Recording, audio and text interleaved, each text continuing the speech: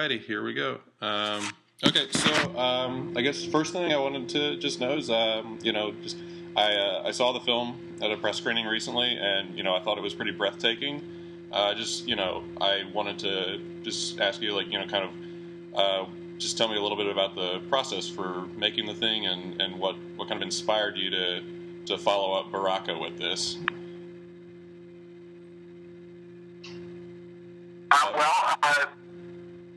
I think it's an evolution with these films, and I guess we just thought it was time to do another one, and it's they take up a lot of space in your life, and we were just in a position where we could do it now and commit 4.5 years to it. So just decided we wanted to do it, and started back in '07.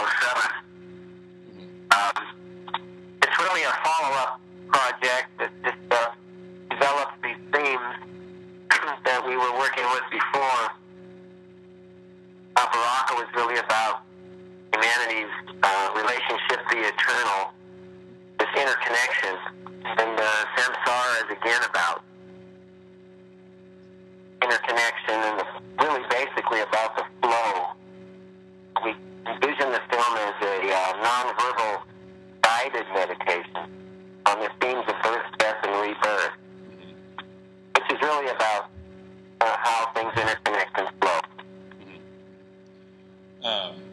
And so, one thing that really stuck out to me in the movie was just this occupation with, as you said, the flow, and also it almost chronicles this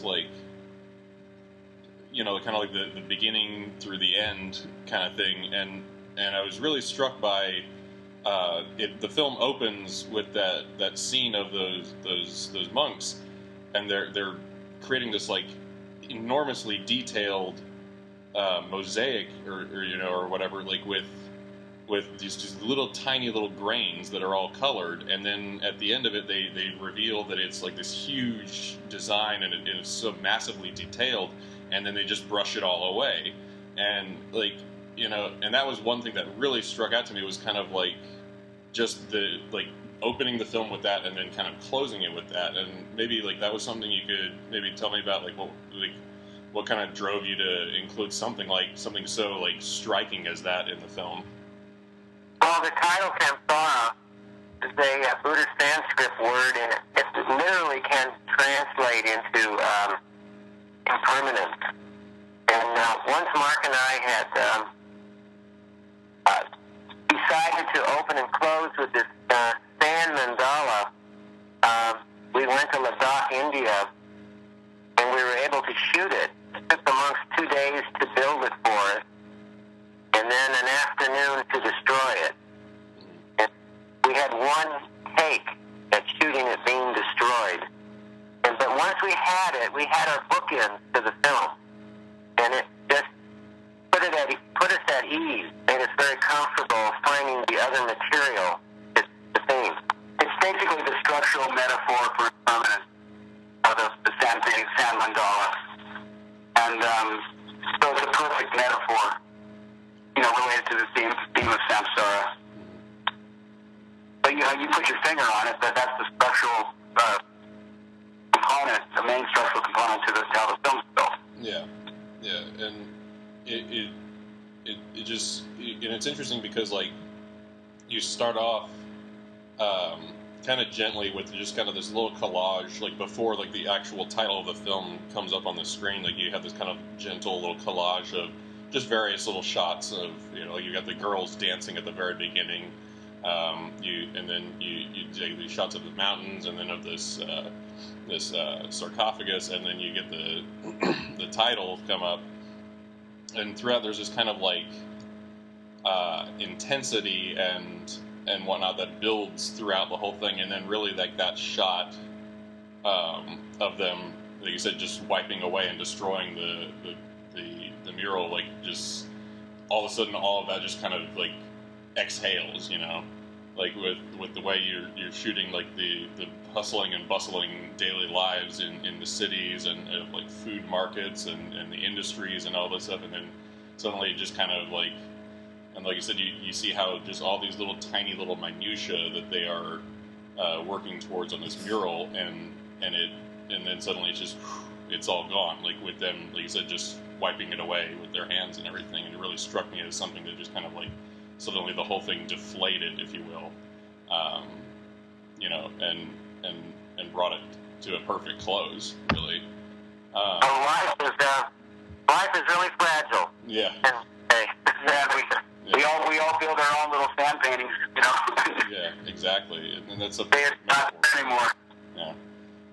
So one of the main things that I'm focusing on in a lot of writing right now is kind of recently there's this like resurgence of 70 millimeter going on, and you shot BARAKA on 70 millimeter, and as well as this one on 70 millimeter, and I know, and recently with we've got like Paul Thomas Anderson releasing The Master, his new film in 70 millimeter, which he shot it in, and I believe that's the first time in like 30 years or something like that a new release has been like will be initially run in 70 millimeter, like the format shot. I would just put my finger up and say, hang on, you know, we did BARAKA in 70 millimeter in 1992. That's true.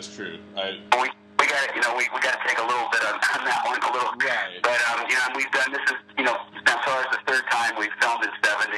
We did Chronos and now SAMSARA. Yeah, gotcha. But that's all just background. But right. And so I guess like the main thing I wanted to ask was like what your kind of like thoughts on the format and this recent revival of it is, like I said, between Paul Thomas Anderson's film and your film coming out in the same year, and then you've got like people like Christopher Nolan and now Steven Spielberg, you know, are really convinced of the IMAX format, and you know, theaters like the Alamo Drafthouse, they're going to be showing your film BARAKA next week. Yeah, we sent the 70 print down there yesterday. I think I saw an email doing that. You know, they're going to run it in 70 BARAKA a couple times, not a whole lot, but it's great to see that. I know, you know, the Paramount also in Austin has run BARAKA over the years. Mm-hmm. I don't know if you know that theater. I don't know. I've never been there, but I know that we've sent them that print. Mm-hmm. You know, once a year over the last 10 years or something. Mm-hmm. Yeah. But anyway. I was actually just over there the other week, like watching 2001 in 70 millimeter. But okay, I just wanted to get your thoughts on like on. Yeah, no, I would. No, we've been doing shooting 70 millimeter, you know, all our films, and it's still the best way to capture imagery. And I think that's why you're seeing people like Christopher Nolan or Paul Thomas Anderson interested. It's still the highest fidelity, most impactful, emotional format, you know, just because of the fidelity of it. I know Ron's shooting it. He feels strongly about it as well. We don't have a main character or an actor or screenplay per se, so it's the location, the image of our main character. Mm-hmm.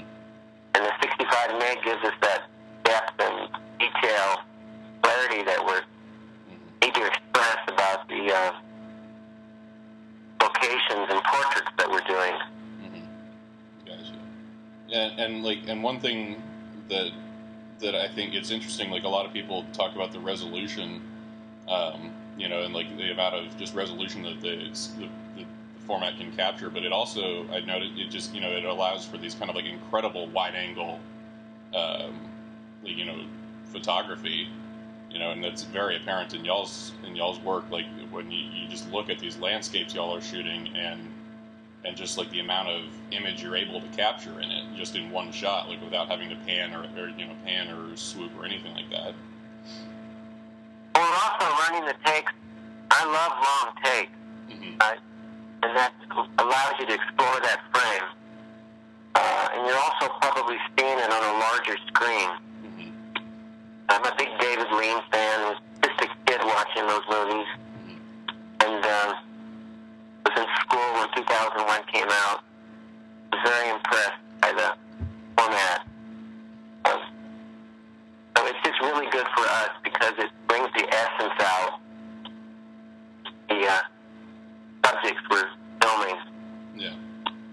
Yeah, and it's, you know, and it's really great that like you said, like that filmmakers like yourselves, and then like that this is actually like something that's crossing back over into fictional,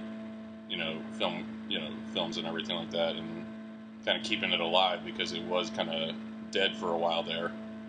When we rented those cameras from television, they had to, put them back into shooting condition. They were sitting there for years, without, and no one had touched them.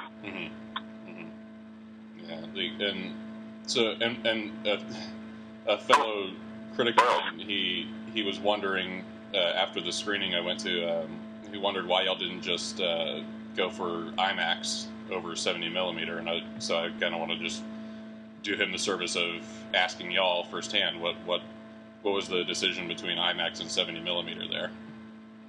Well, even the old IMAX, sometimes I'm not sure what IMAX is anymore. IMAX is now 2K digital with a special sound system, but IMAX used to be 15 per 70 millimeter, projected horizontally and photographed horizontally. Really, I think the problem with IMAX is aesthetically, I think Ron can speak for himself, but I just think that the widescreen format is just a more beautiful image. The 2.4 to 1 is a better looking image than that square IMAX image.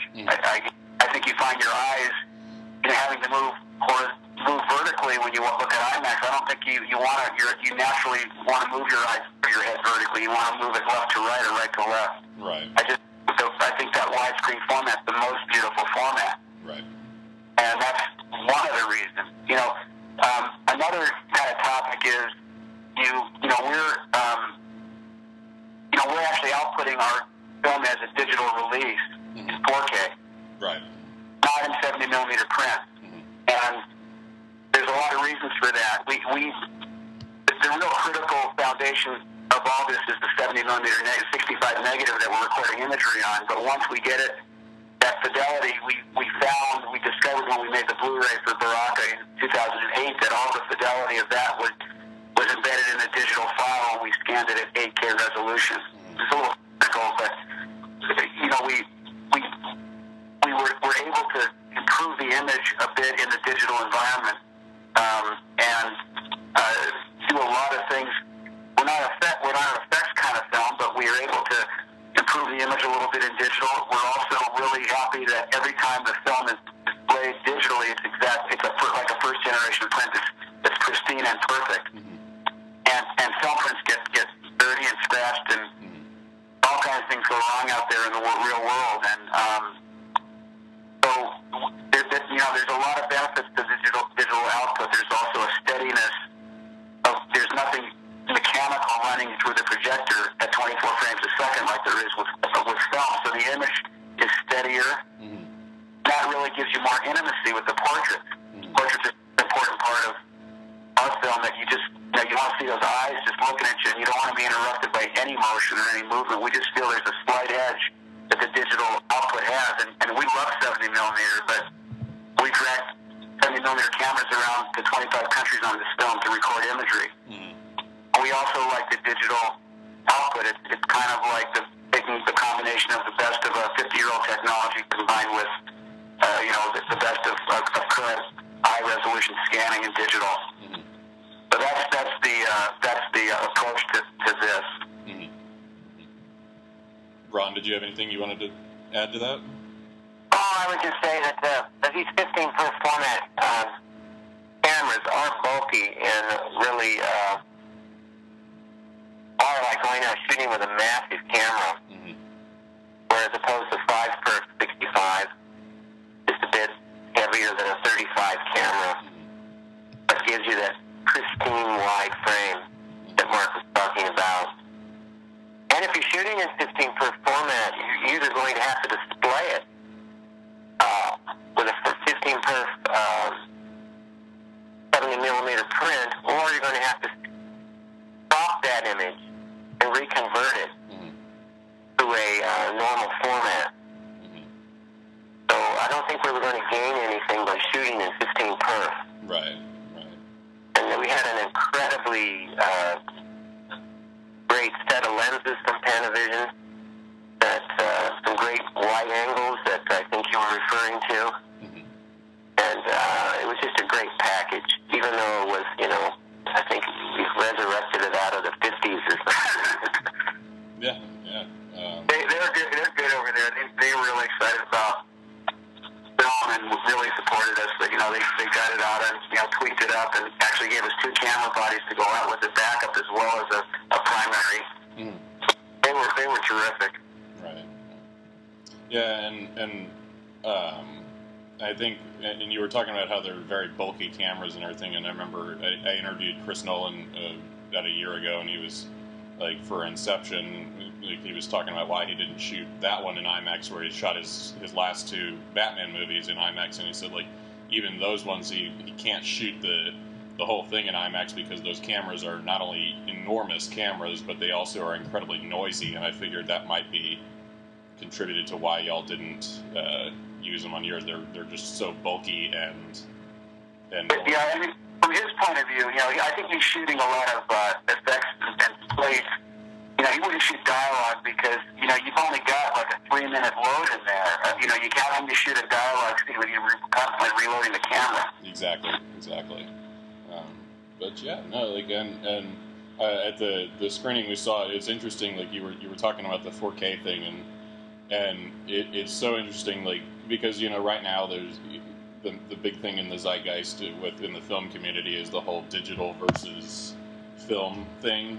Which one is the better, and most people agree, like image-wise, like that film will always look better, but in this case, y'all kind of got the best of both worlds. You shot in this format, this film format that, like as you said, it's just the highest fidelity possible, but also then you're able to like project it on this 4K digital that, like you said, it allows it for just to be completely clean, crisp, exact image, and no movement or anything like that could possibly distract you from, like as you said, this guided meditation.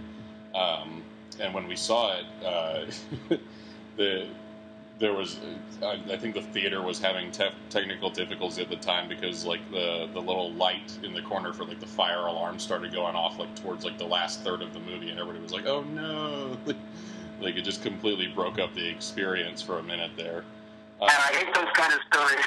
Yeah, no, like, and even so, like, I was able to, like, and that's why, like, I just want to, like, hey, hats off to you guys because, I kind of had an idea of what to expect going in, but, the film is really just, as you said, it's guided meditation, and it's really kind of, like, up to the viewer, I think, to kind of find out what they get out of it, like, whether they find it to be a meditation on, like you said, the impertinence of life, or if it's about the interconnectivity of it all, like and right. and even with that kind of that technical hiccup where, like I said, like there's this like blaring little flashing bright light in the corner of the theater, it was just like had me just like absolutely like just sucked into the whole thing and couldn't take my eyes off it. Like I saw people around me, like a couple of other press members checking their watches from time to time, and it's like, I understand this kind of thing's not for everybody, but it's like I just was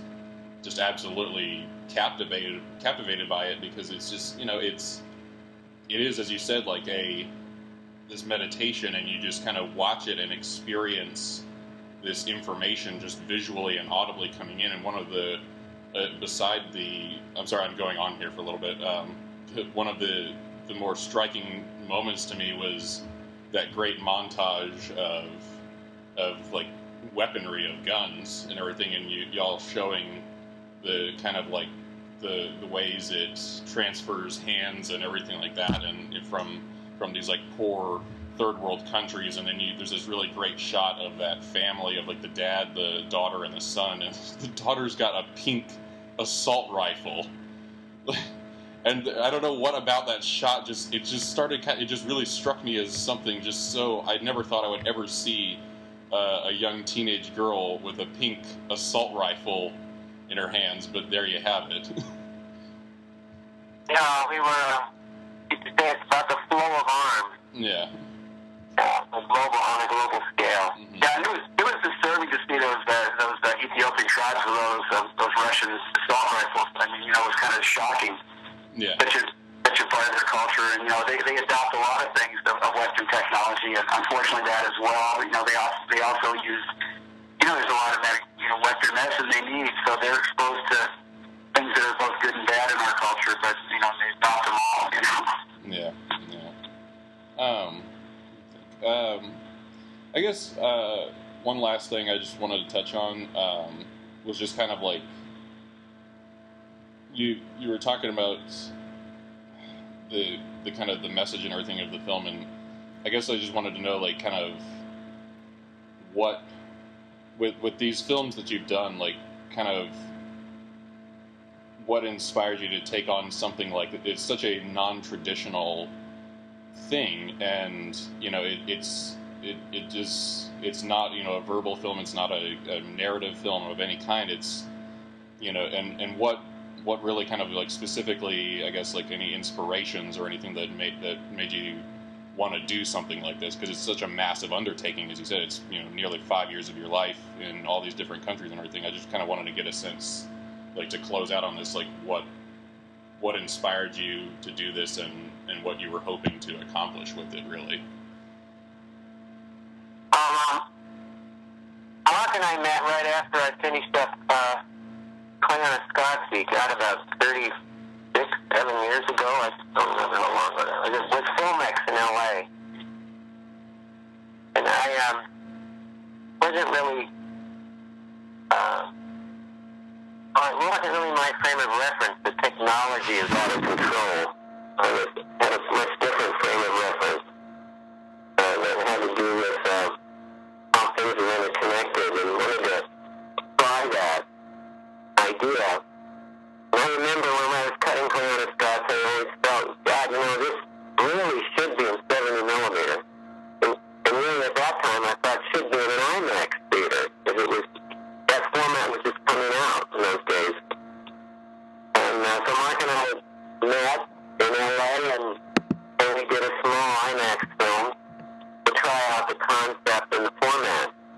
And that just naturally led us into BARAKA, to try the theme on a global scale, how things are interconnected. I mean, it's important with that global, with the concept of interconnection, that it be on a global scale. And we up with the 5x65 format, thinking that's the best way to shoot and exhibit.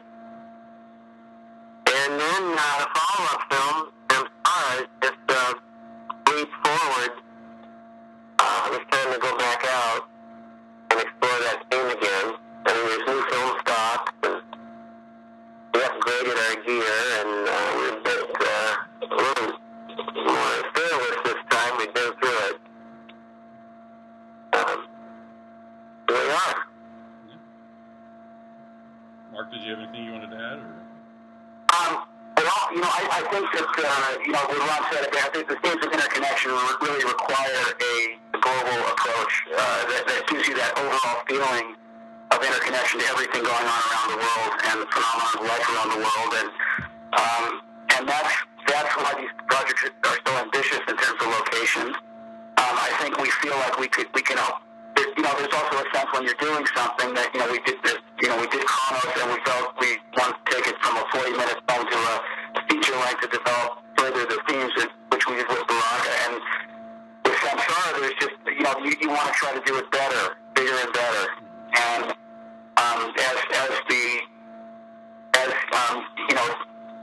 your ideas develop and hopefully evolve and improve. And that's, I think, was the drive to express that in SAMSARA, just taking it up further.